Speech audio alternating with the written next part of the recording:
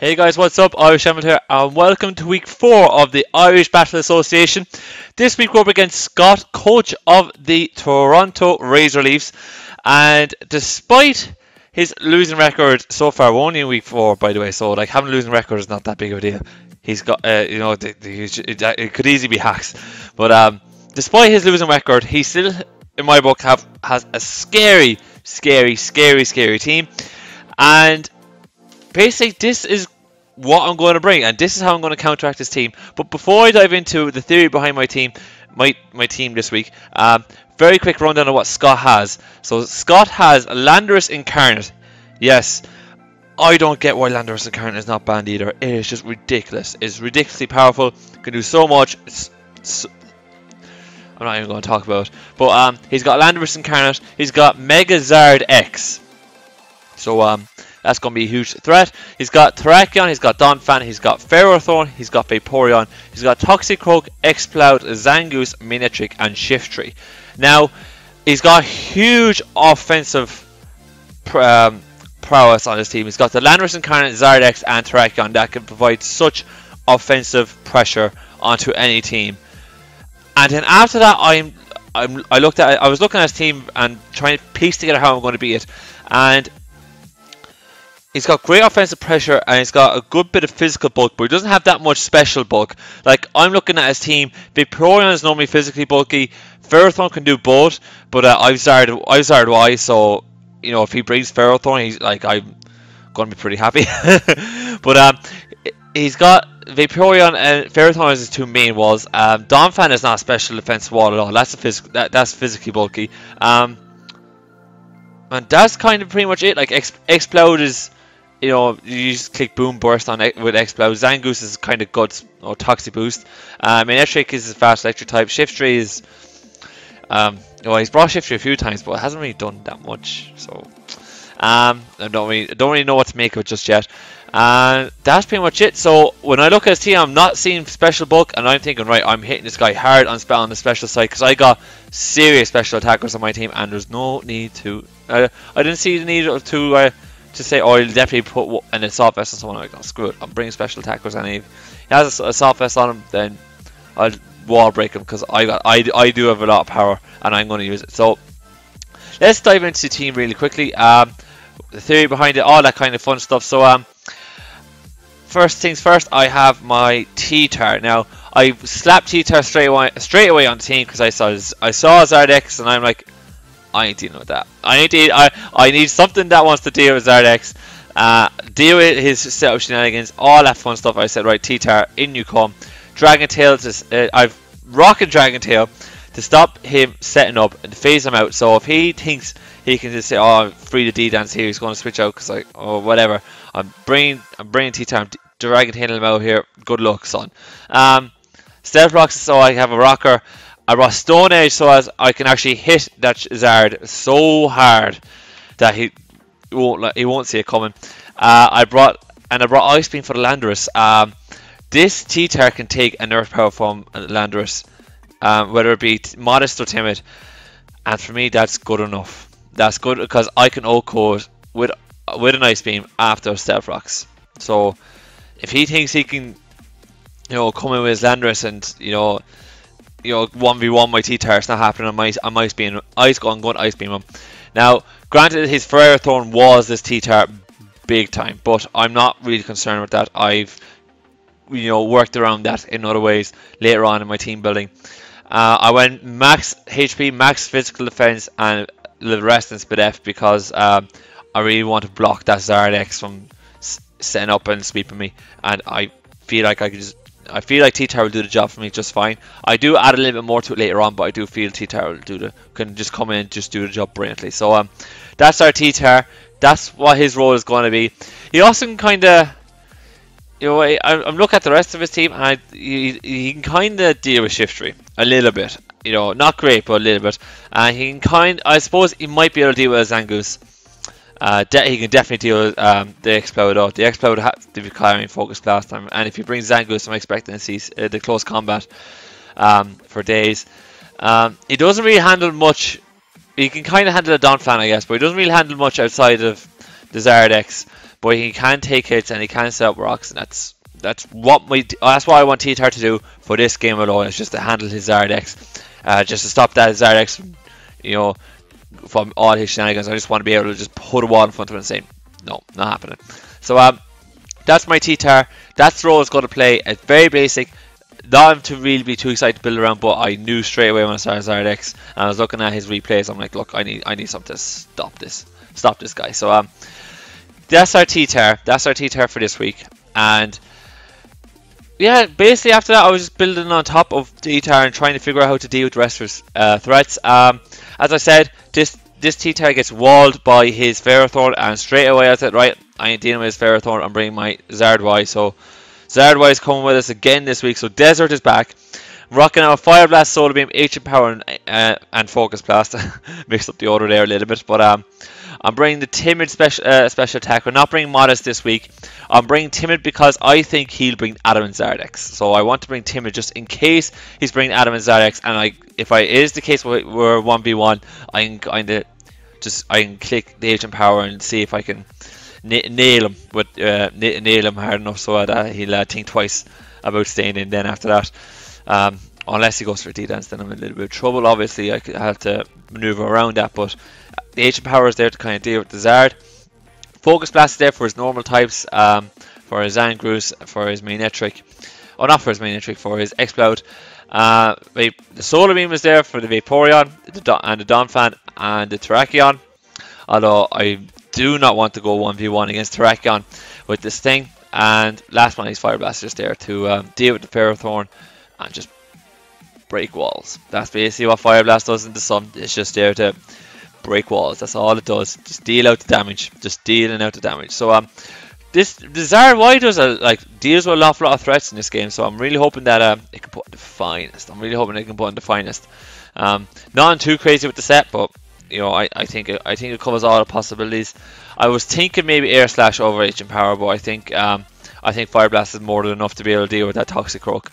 That was the only reason why I was worried about.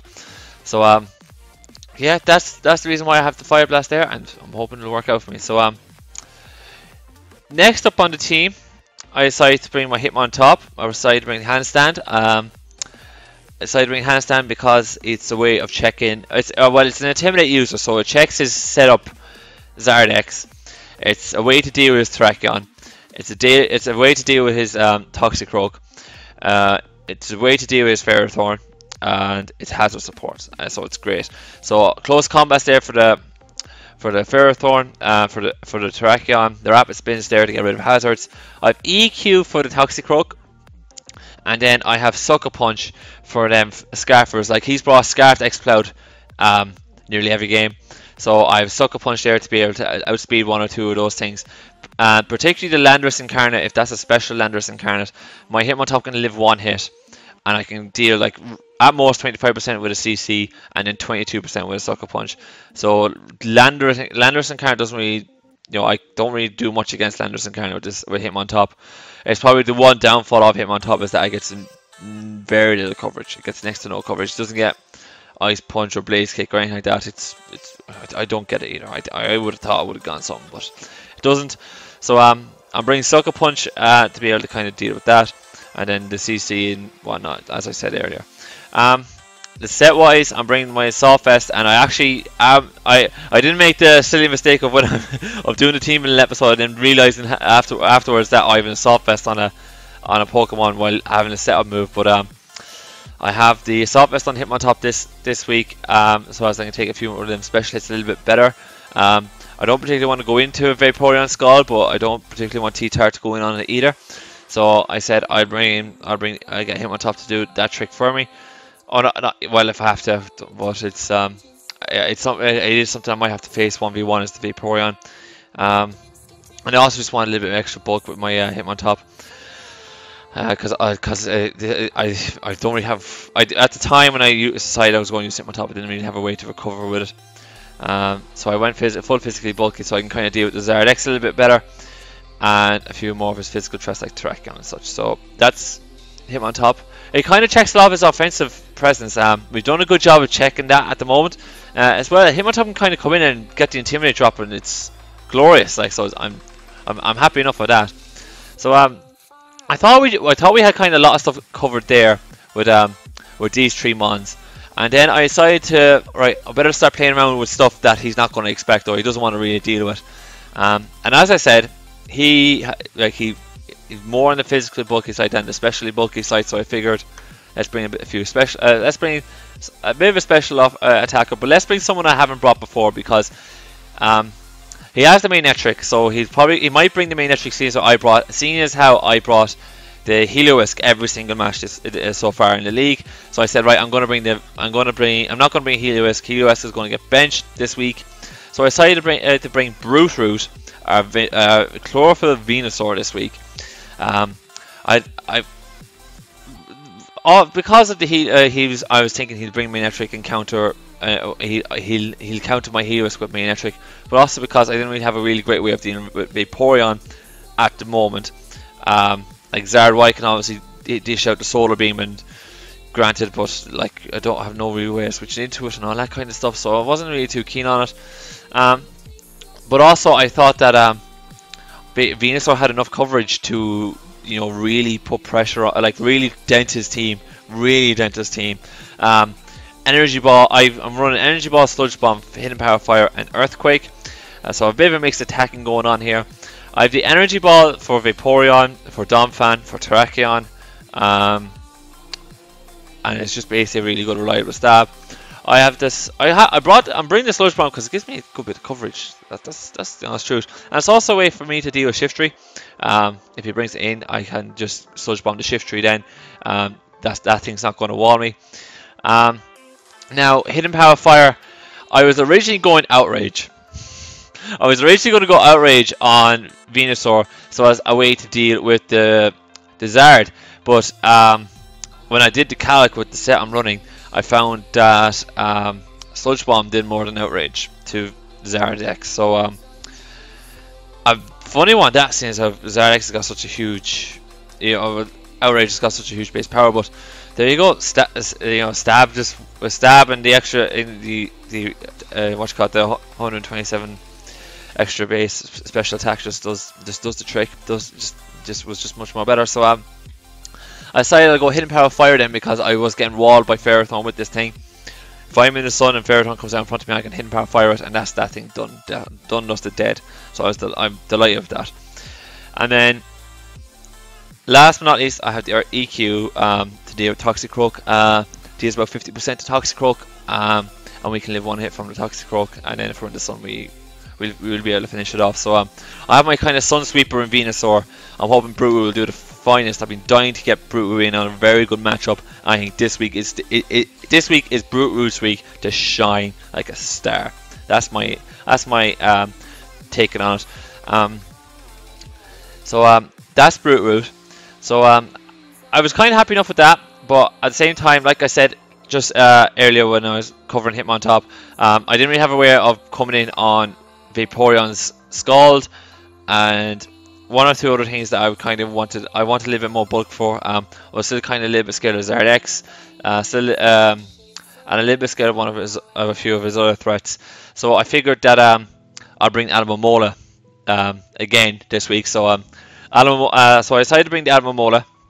I will bring up her set here now. The reason, again, yeah, as I said, to deal with Vaporeon, Scald and all that, but also like it just gives me a huge amount of bulk, and I can also put toxic. I can also just start toxicing things that come in and put timers on it, and that'll be just fantastic. Granted, Alomomola is very much a passive Pokemon, but with Wish Protect, Scald, I'm thinking I can just chip away at stuff that tries to step on me, and the toxic will wear them out. Now I went for this set, this mixed kind of EV set here, because I went and I did the calc, and originally I was fully physically defensive, and what I was finding was that Landorus, the Landorus Incarnate, the special variant, can kind of 1v1 this Alomomola very, very easily, whereas I was kind of hoping to get 3-hit KO'd by the Landoi and the Zardex, so that I can toxic, then protect, then wish, then protect, and just wear the thing out a little bit more gradually. So realized what was going on and figured I better stop this. I'm I better edit the EV set somehow so I can get 3-hit KO by these guys. And lucky enough I did. I ran this, you know, like EV set before, and it does do the job just the finest. So I'm hoping that it'll do the job again for me this week. I really just wanted to kind of wear down and put timers on things, and also it's just a way to kind of come in and take Vaporeon Skull and put Toxic on Vaporeon, and just, you know, really just kind of a way that just a brick wall like T-Tar a little bit, but have a bit more of a like kind of a stally presence on the team. Especially seeing as how, in my opinion, we have the Zardwai and the Venusaur can just tear through a lot of his team. And then it's just a matter of the rest of the team just wearing it down sufficiently. And I think with Alomomola, that does give me the option where I can Toxic stuff and Skull stuff, and I think it's just A1. I think it's perfect for this scenario. So then came to my last Pokemon, and I kind of struggled a little bit with my last Pokemon. I was thinking Zygarde because of the Magnetric. I decided against it though because I just didn't feel, I wasn't feeling Zygarde this week. I wasn't feeling Zygarde for this week. I thought it was Zardex knocking about. I thought Zygarde wasn't going to be able to put into work this week. And I was thinking long and hard. I was thinking Fortress, but again Zardex was there. Thinking Frostlass, but for the Landorus and Incarnate, but again, like Zardex was really just annoying me. But a few on top of that though, I didn't really have another way of dealing with Terrakion, bar him on top and Alomomola. I wanted another way to deal with Terrakion, and I wanted more special offense, so a little bit more. So I decided to go with the Latias, because not only does Latias give me all of those things, but Latias also gives me a way to come in on like a Magnetric Thunderbolt or Vaporeon Scald or some Ferrothorn shenanigans or anything like that. Or it really just gives me another option to come in and just and then proceed to kind of hit something very, very hard, drop a Draco on something very, very simple. So we've gone with Choice Scarf variant, Psychic, Draco Meteor, Ice Beam, Hidden Power Fire, and this little bit of obscure EV set here. I'll go through the moveset very quickly. I went for Psychic over Psyshock because Psychic has a better chance to kill Terrakion than Psyshock does, because just based because Terrakion's base defense and special defense are the same. So Psychic packing that little bit more power has a chance to O-Code, but has a small chance to O-Code if it's at full health, but has a 56% chance to O-Code after Stealth Rocks. So I was thinking that's, I'll take the Psychic over the Psyshock in that scenario any day. And also that Toxic isn't going to live, a Psychic from Latias is just not happening. Went for the Draco Meteor because it just gives me a way to just destroy a Pokemon. Went with the Ice Beam to deal with his Donphan and his Landorus Incarnate. Although he hasn't brought Donphan once, which I'm shocked, really. I'm surprised he hasn't brought Donphan once as a way for hazard support. But I have the Ice Beam there anyways to deal with them too. And then I have the Hidden Power Fire so that Ferrothorn doesn't wall me. And that is that. I was thinking Energy Ball and Thunderbolt for Vaporeon, but Draco does roughly the same. So I figured I'd go for the Draco instead, and leave Vaporeon to the likes of the Venusaur and the Zard and all that to kind of deal with, particularly the Venusaur. That's kind of my plan. And yeah, just the EV set very quickly before I finish up. I have enough speed EVs with the Timid Nature to outspeed a Scarfed Jolly Terrakion. So I'm thinking he's bringing Scarfed Terrakion. So I have enough speed EVs to be able to outspeed that and hit Psychic first time. So that should be finished. I have 8 dumped into HP instead of 12 because 12 give me an even number of HP, and I want an odd even so rocks doesn't hit me. I want an odd number so rocks doesn't hurt me as much as I enter in. And then I dumped 4 into Spadef because I had 4 left over, and then I have max special attack so as to be able to deal as much damage as possible. So that is the set right there. that for Latias, and that is the team overall. So I'm happy enough with the team. I think it should do the job on the day when I face Scott. I'm a little bit worried about the lack of Volt turn, or even switch initiative. Even having one would have been nice, so as I can get in and out and bring the Venusaur, the Latias, or the Zard Y a little bit better. But I'm happy enough with where I am with the team as a whole. I do think I have enough to be. I do think I have enough set up that I can beat him. He's brought his Scarf expelled a lot, so I'm expecting him on top to come in, take one, deal, or at least be able to come in safely and just CC it and kill it. Or at least be able to CC the Landorus and get the 25% chipped off it, and just play around with it. Like, that's what I think anyways. So that's the team, you guys. I'm hoping you like it, and I'm hoping it gives me my third win this week. So I'm going to wrap it up there today, as the sun decides not to shine in and darken my camera. But if you like today's video, please click the like button down below for me, you guys, and also click the like button if you want to show your support for your Wexford Wailords. If you have any thoughts about the video or the team, if there's let me know in the comment section down below, especially if you want me to, like, if you see something on my roster that you want me to see soon enough. I know there's one Pokemon left in my roster that I haven't used, and I do plan on using it very soon. It's definitely on the mind to use it, because it should be a bit of fun. And yeah, if you want to see more IBA action coming your way on this channel, please click that subscribe button down below for me, you guys. And on that note, I'll see you next time.